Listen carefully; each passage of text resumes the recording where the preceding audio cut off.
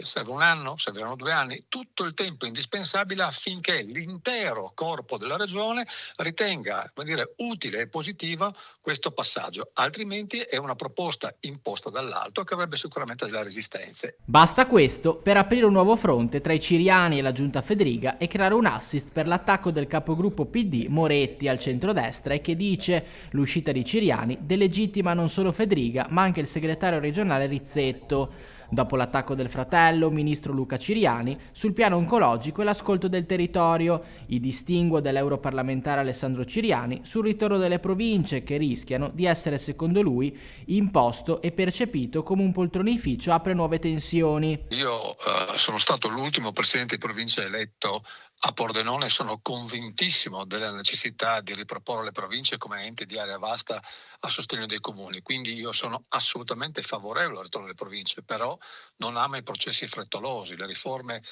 non si fanno velocemente, si fanno per garantire maggiore efficienza, la diminuzione dei costi, per essere più vicini ai bisogni delle comunità e per garantire più servizi ai comuni. Abbiamo abbandonato una provincia che funzionava, abbiamo fatto una serie di esperimenti, UTI, Astra, che sono stati fallimentari, oggi c'è l'EDR.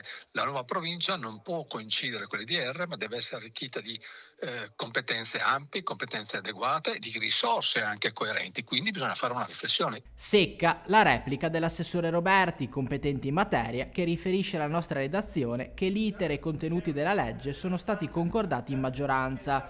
Il messaggio dunque è chiaro, tutto il centrodestra condiviso. Perché dentro Fratelli d'Italia c'è chi riapre la partita? Significa anche mettere a disposizione degli uffici pubblici